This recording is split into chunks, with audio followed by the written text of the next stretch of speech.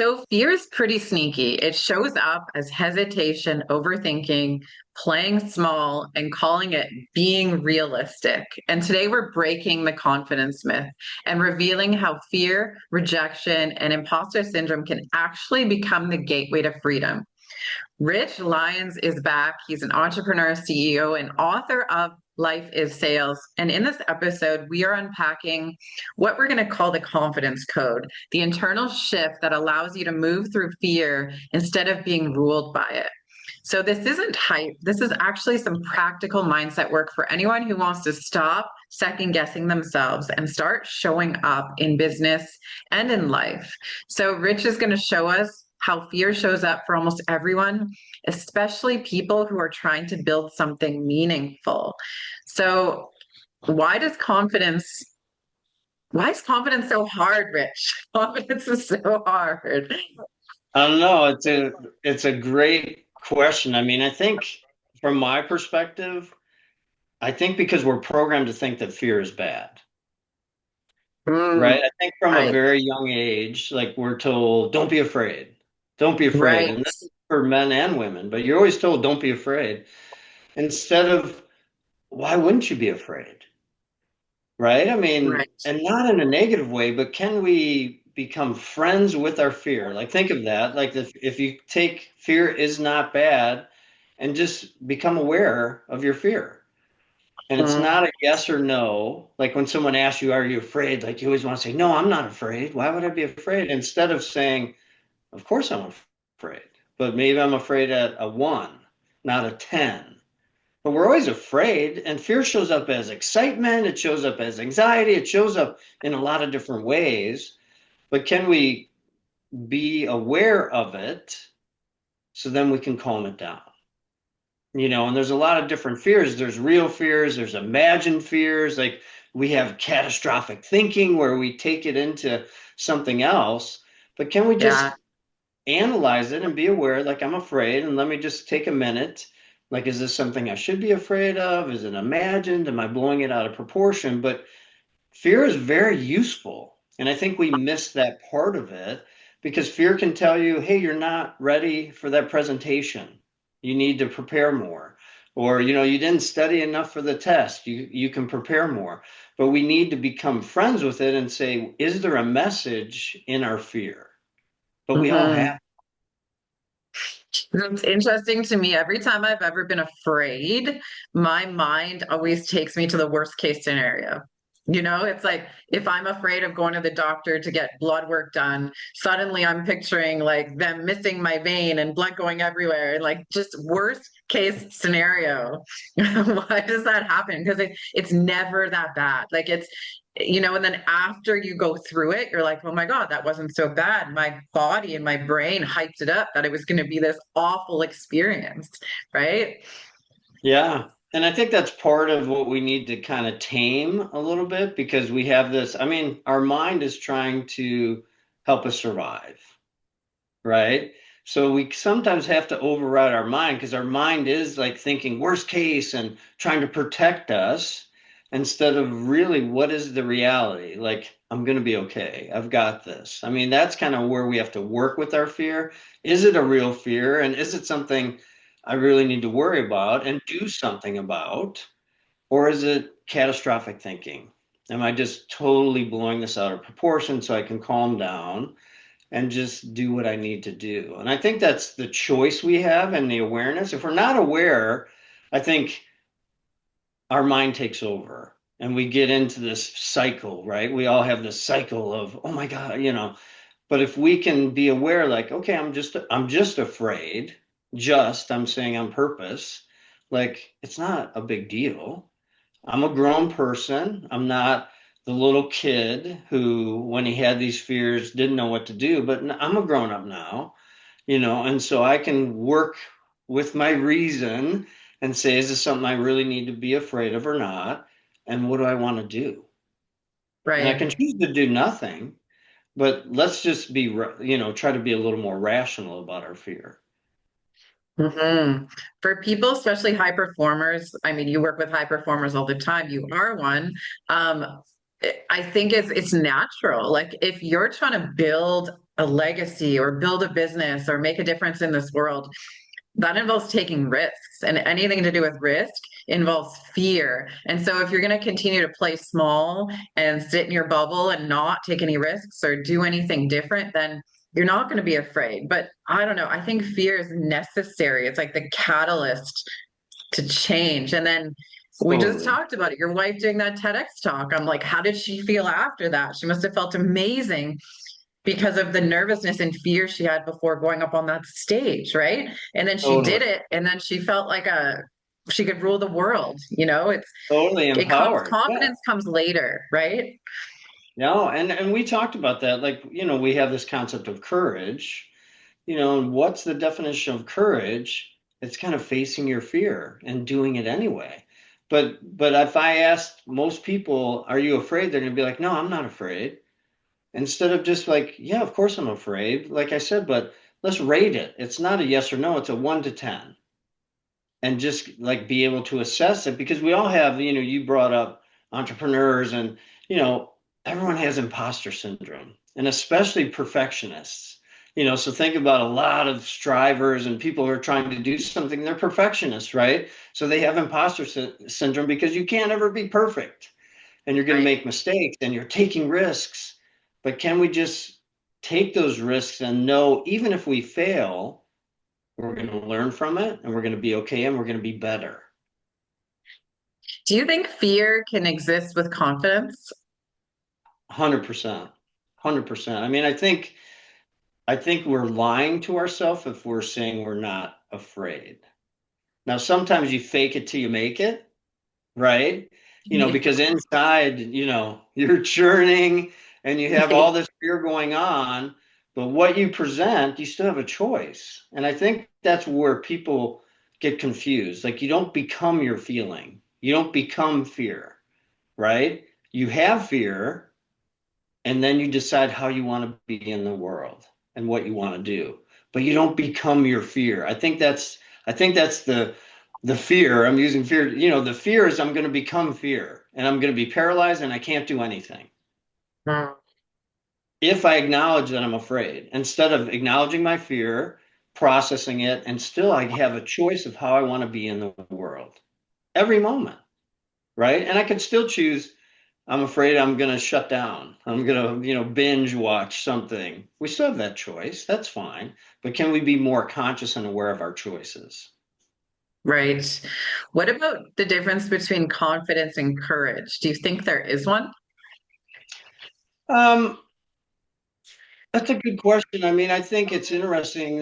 I never thought of this, but they could be very similar, right? Because I think we build confidence, I think, by taking risks, by facing challenges, by doing things. We build confidence in our own abilities. And I would say, there's this concept of being on your own side, believing Hmm. in and sometimes you need to have other people in your life believe in you because sometimes you forget, right? So that's why if we have good coaches and good friends and good partners, they're going to believe in you when you forget because we all sometimes forget, right? We get hijacked, we get afraid, you know, we have this catastrophic thinking like you're saying, like we know the worst thing's going to happen instead of like, no, probably not, but I am taking a risk, and let's really evaluate the upside and the downside and understand it, because there are consequences to taking risks. But can we, but to be our full potential, to really be out there and be successful and use our gifts fully, it involves taking some risks. And what's risk? Facing our fear, being confident or choosing to be confident even when we're unsure, but knowing like I got this. Even if it doesn't work, I've got this. I have people in my life that will support. I'm not going to end up like our greatest fear. I'm not going to end up in the gutter. I'll find a way because I believe in myself. Yeah, exactly. I've heard a few people along the way say to me, I could never do that because I'm not a confident person. And Mm, I think that person has it backwards because, like I just said, I think confidence comes by doing things and acting. you're not born confident. Well, you are, and then you get all society stuff makes you lose that. But um no one is like the most confident person before they do something. Like I truly think it's just like exercising. You have to push yourself. Yeah. And I think sometimes it's the fear of the unknown. And I think, I don't know, are you a Matrix fan? You know, the movie Matrix. You know, there's that one scene in the first Matrix where Neo's with Trinity and he's like kind of, fuck this, and he's gonna get out of the car and just kind of give up. And she goes, you know where that road goes. You've been there before. But I think sometimes because we know where that road goes, we choose it even if it's not the best because we Hmm. know the outcome. We're assured of the outcome. So sometimes we choose things that aren't even the best for us, but at least we know the outcome versus Right. facing the unknown. We don't know. We have no idea. We're afraid. It's unknown, right? So I think that's, if you think about in your life, like how many times do you choose the same thing and you have these habits and you do the same thing because you know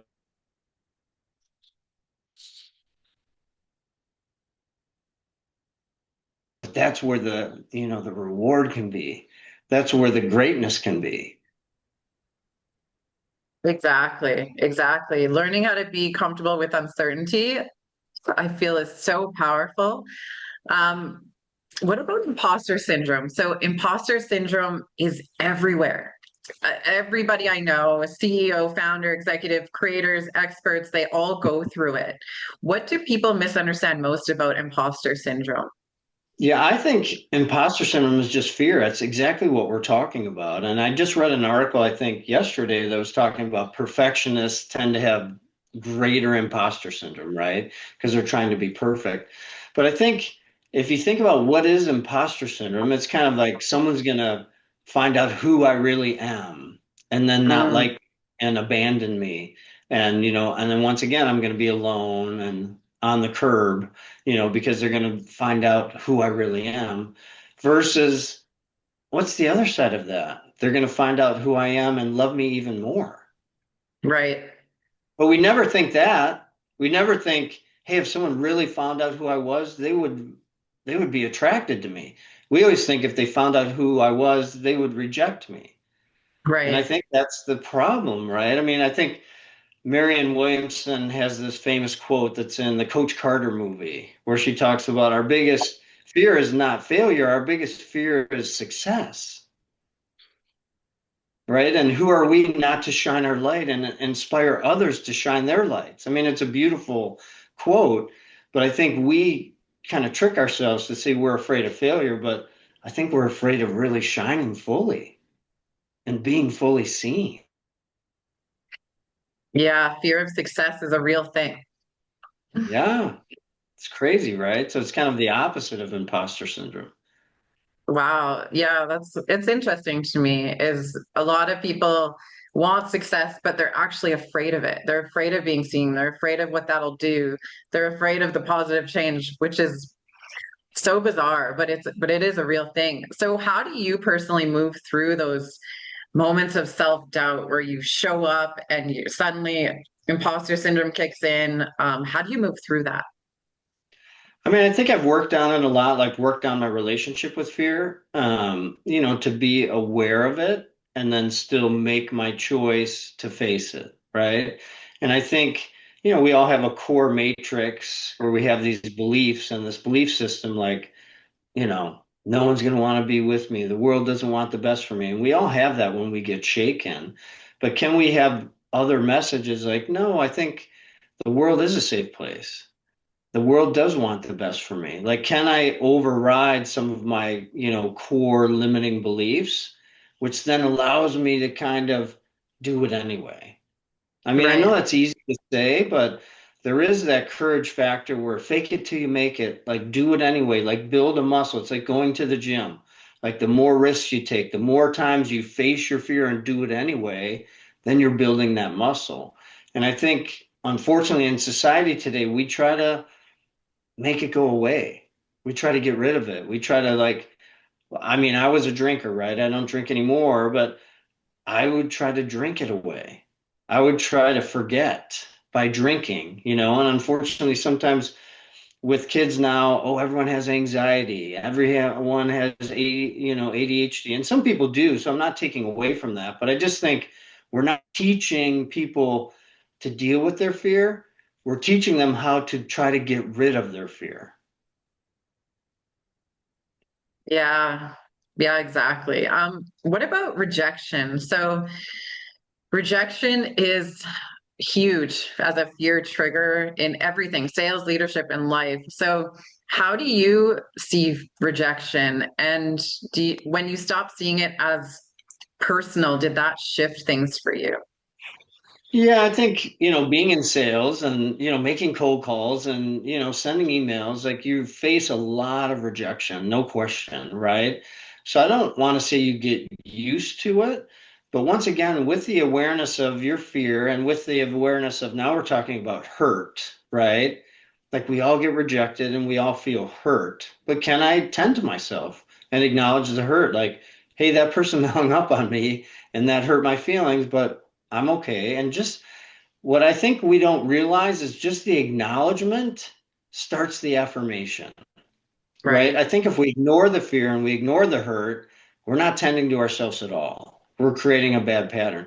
But being aware of the hurt, I've already started to affirm myself just with the awareness, just paying attention to myself. And that gives me courage to do it again. And I always had people around me that would support me, right? Like, and I would try to make it a game. Like everyone talks about gamification and like, how do you make it a game? So I had friends, I'd be like, hey, from a sales perspective, whoever makes the most dials before lunch, the other person buys them lunch. Like, make it a game. But then we're Right. like, bang, and then I get together with my friend. Even if I lose, I'm buying him lunch, right? Sometimes he's buying me lunch, but you make a game out of it and you have partnerships so you're not so alone. I think part of the issue with imposter syndrome and other things, we're not talking about it and we're very alone in it. Like I remember when I first joined an entrepreneurs group, I joined the entrepreneurs organization, EO, and I was so shocked that you had all these other founders who felt the same way I did. I thought I was the only one. Like we think we're the only one that's afraid, the only one that Right. has imposter syndrome, the only one. So do you have people in your life that you can talk about it? Because guess what? We all have it. We all are afraid. Absolutely, we are. And I think a lot of us tend to tie our worth to outcomes. So we think that if we keep getting rejected, that means that we're not worthy or like our self-worth goes down the drain. Can you speak to that a little bit?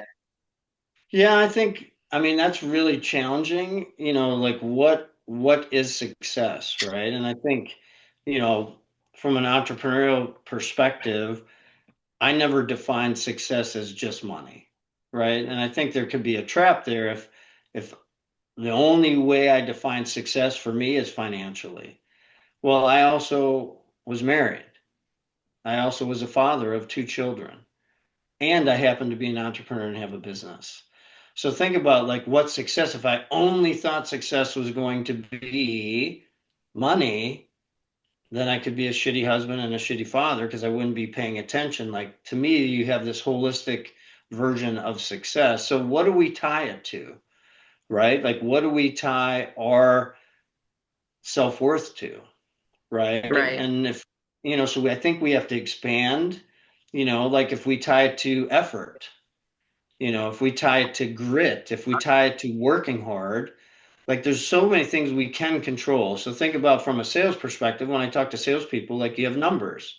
How many dials are you making today? Which could include your emails. How many meetings are you having this week? And you can control that, right? So at the end of the day, I could say I made my numbers. Like if I was supposed to make 20 dials today, did I make my 20 dials today? And then you may not have the sale, but you have to trust. Like trust is a big deal, right? You have to trust that it's going to come. If I keep putting myself out there, if I keep hitting my numbers, eventually good things will happen. Now that's a lot of trust, right? But I do believe in that. I believe in karma. Put yourself out there, help people, do the right thing, and it will come back to you. And it worked for me, and I believe in it. But you got to work hard. You got to grind. Like, I think there's no substitute for hard work. And everyone makes an excuse like, oh, I have to, like in sales, I have to research and I can't make that many calls and I have to get ready for my calls. And I'm kind of like, fucking bullshit. Pick up the phone and But, make the goddamn call. Like, I right. mean, there's no substitute for hard work, right? And you can make your excuses and I'm afraid and this and that. Pick up the phone. Your best self-care, pick up the phone. Make the next dial.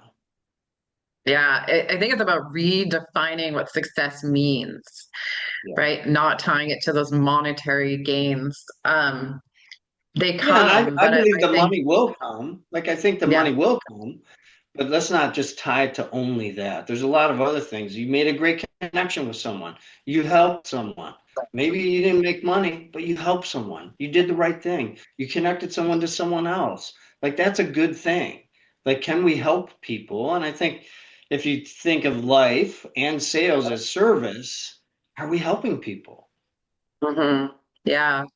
So let's talk about some tools. So when fear shows up before whatever it is, a big conversation, a decision, what is one mindset tool that you use that the audience can use that actually works?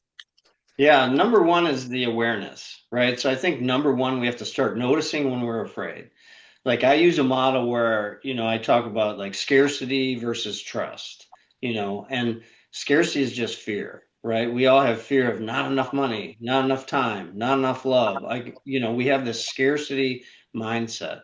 So can we be aware of our fear? Number one, awareness, start paying attention. Oh, I was a little bit afraid. I got on an elevator. Think about elevators. Like no one wants to talk about it, but getting on an elevator is very uncomfortable. That's fear, Mm. right? Like, you say, "Oh, isn't the weather nice?" and no one says anything. It's It's so and then you're just awkward. like, and you turn around and let's all face now there's TV screens or you face the door and you say nothing. Well, that's just Yeah, fear, but it's just fun. Like, let's just be aware now of fear, right? Number one, awareness, and then number two, now that you're aware of the fear, can you choose to trust? Which means, can you choose to take an action? Right? And that's trusting in yourself, trusting in other people, and can you then feel more alive instead of shutting down? right. Because I think the shutdown is the loss, right? And you take I'm going to shut the whole system down, but can we be aware of the fear and still choose to trust? And that could be trust in ourselves, like, I'm going to be okay, right? And that's kind of a big decision, right? I'm going to be okay. The world is a safe place, right? The world wants the best for me. And that allows us to continue to build that muscle of taking the next action, doing something anyway, being courageous and facing our fear. So it's just little steps. So I would say number one, be aware. And number two, take some little steps, right? Of facing fear. Build the muscle as if you're going to the gym to try to do it. And I think, here's a pro tip. I think when you're angry, right? Because I think we all are easy to jump to anger and reactivity. Look underneath. Because a Mm. lot of times underneath that anger is fear. Right. Yeah. I mean, it's easy to confuse emotions because I even Totally. think fear and excitement have the same feeling in the body. Totally the And so, same.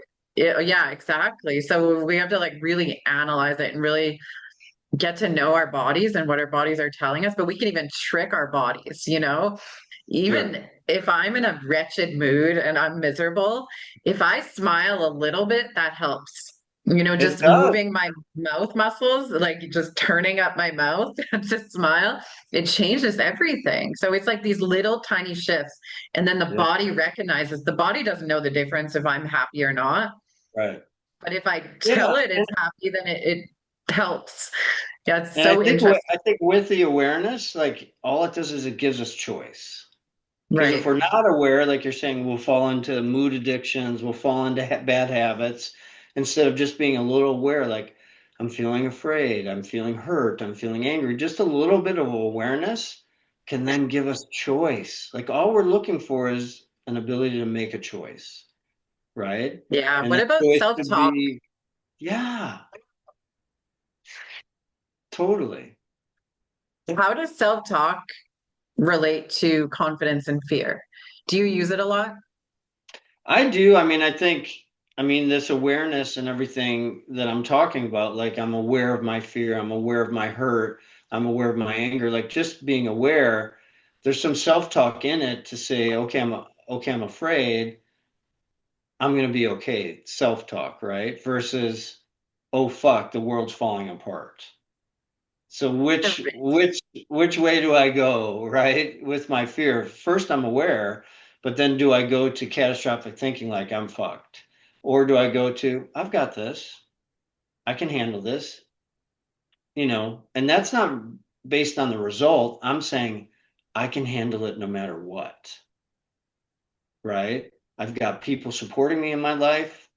I can, make do. I know I can handle this, right? I'm capable. So some of that is all self-talk and building, like we're talking about confidence, one step at a time.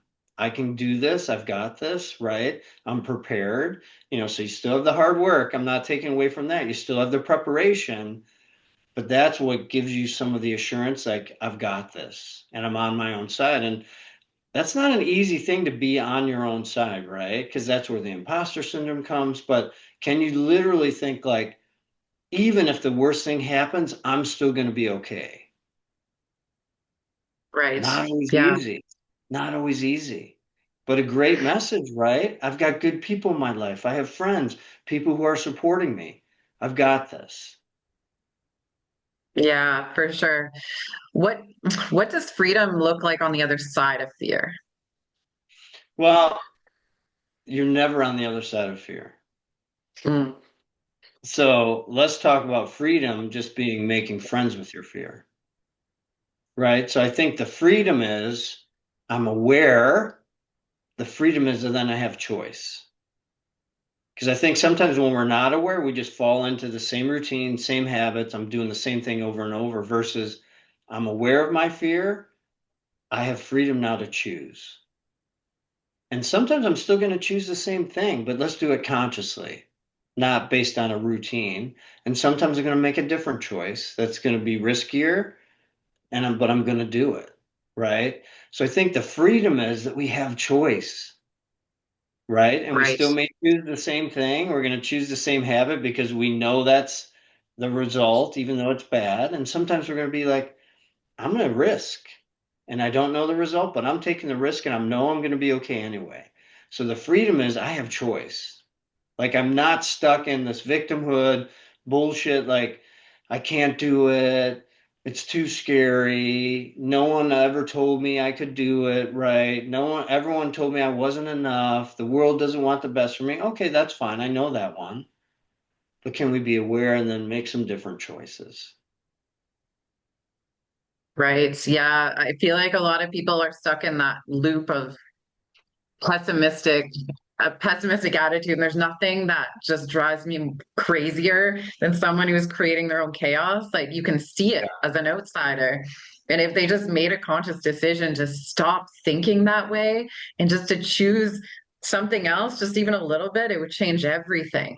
Just a I little guess bit. it's easier to say Like than that than 1 degree, you tell people like that 1 degree of change now, like makes a huge, you know, yeah. difference in the future. Yeah, it's like moving the needle just a little bit today and then tomorrow, and eventually the needle moves alone. Exactly. And I think it's funny. I had a coach and a mentor one time tell me, because he was kind of sick of like people like I woke up on the wrong side of the bed. Like we all have excuses and we all make excuses, right? But he's like, it doesn't matter how you feel. It doesn't matter how you woke up. You still have a choice in terms of how you want to be. Right. Right. So your tornado could be, you could be like, I feel like shit. I'm afraid, I'm hurt, I'm angry. Like this world sucks. Well, that's great. But I still get to choose how I'm going to be in the world and what I'm going to do today. Right. So if someone out there is listening and they feel super stuck or paralyzed by fear and self-doubt, where would you tell them to start? I would just start with, the awareness and the compassion. We all have fear. We all have hurt. We all have anger. Like we all have feelings. Just start with, okay, I'm feeling down. I'm feeling, I'm struggling, right? And that awareness of it just starts the little baby step towards trust, right? And can you pick up the phone? Can you call a friend, phone a friend? Like, is there someone that you have where you can talk about it? Because sometimes expression goes a long way, right? Like, even if talking to someone's voicemail, hey, I'm going to talk into your voicemail for 5 minutes because I just need to get this shit out. And it's just like, this fucking sucks and this is bullshit, blah, blah, blah. And then you're like, okay, now I'm ready to do something, right? Now I'm Right. ready to go. But I sometimes you just need to express the bullshit, right? And get it out. Yeah. It's not about containing. Like I'm not ever saying don't express your feelings. You need expression. But my point is you still get to choose how you want to be, right? So let's be aware first and then make some choices and make some baby steps like I can do this, right? I can do this. And even having compassion for the times where like I'm not doing it, right? But can we be aware and make the choice like I'm gonna binge watch, Netflix tonight because I do not want to deal with what happened to me today, right? And then you get another chance tomorrow, right? To come back at it and do some of the hard things and make some baby steps. Right.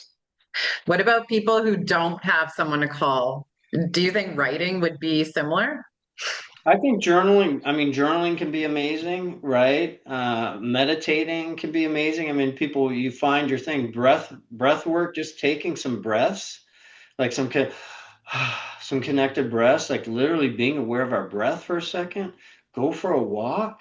Like nature, I find is so calming and healing for me. So I do think there's things we can do, and we can all pick things and pick different things, right? Exercise can be great. Like everyone can do something, right? Go for a walk, right? Do something because sometimes I think the worst thing is doing nothing. Right. Right. Do something different, and get out there. If you don't have someone to call, go walk in nature, right? Do something. Take some breaths, pray if you believe in prayer, meditate.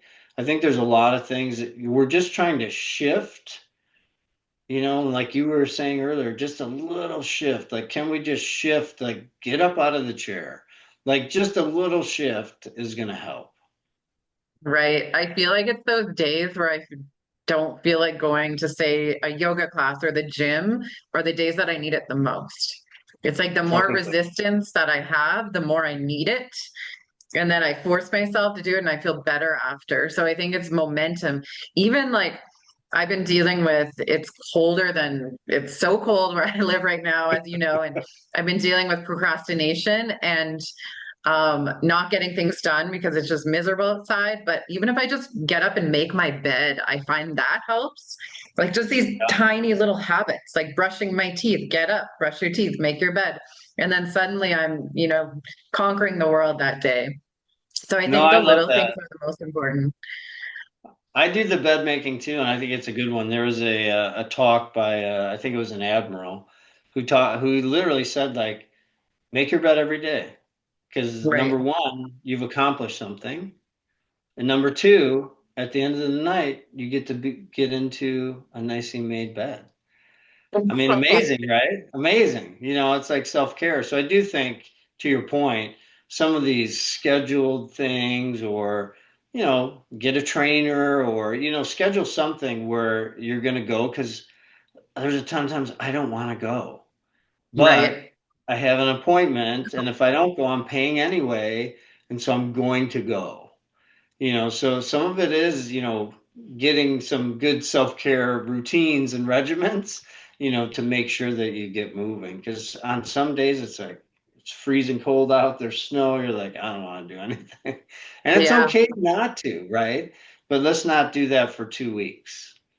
Right. Yeah. I like that you normalize that because one thing with high performers is that they think that they need to be in constant motion and constantly doing stuff.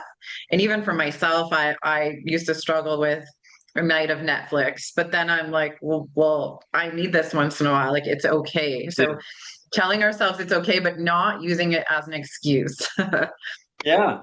No, knowing it's okay and knowing sometimes I'm going to make that choice, but I'm choosing it consciously and knowing, sometimes I'm going to make a different choice, right?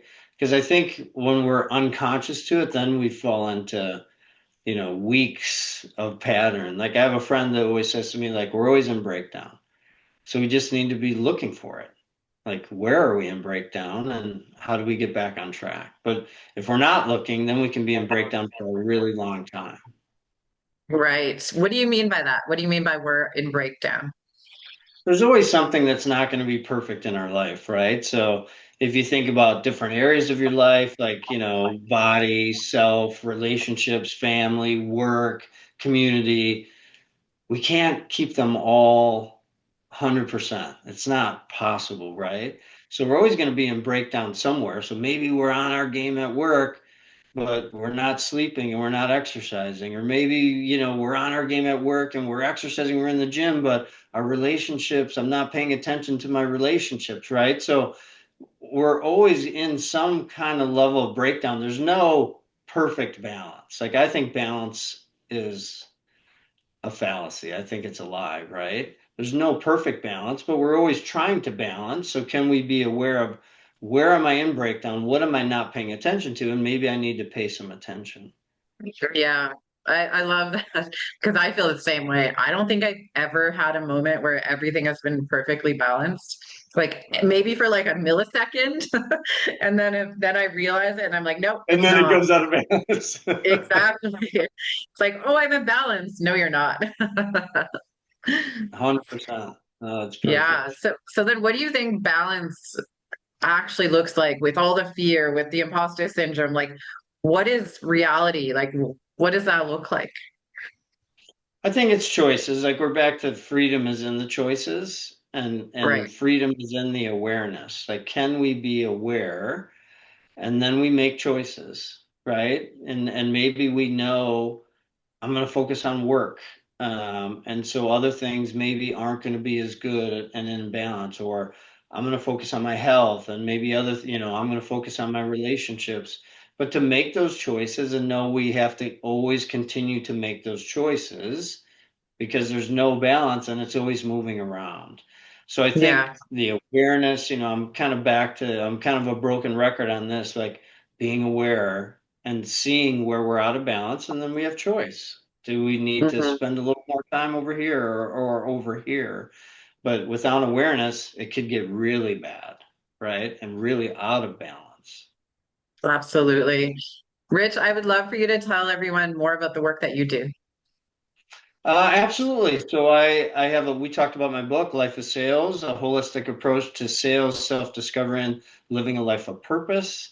My website is richlyons.com or lifeofsales.com. So I do have a lot of free videos on my website that talk about awareness and talk about, all the things we're talking about today and talk about feelings and try to normalize our feelings so we can make choices. Amazing. And I just appreciate you being here so much today. Thank you so much for taking the time. Do you have any last minute thoughts you want to leave the audience with or some tips before we go? Sure, and thank you, Lisa. Thanks for having me. I really appreciate it. And it's always fun to talk to you, so I appreciate that. And this is good self-care, right? Us talking is always fun. And I think and I said it, but just can you be just a little more aware? Try to be aware of what you're afraid of. Try to be aware of, what things you like and things you don't like. And just with that awareness, it gives you more choice, right? So let's open our eyes a little bit. We live in a beautiful world, and sometimes it doesn't feel that way. But I think if we can be a little more aware, we can have a little more grace with ourselves.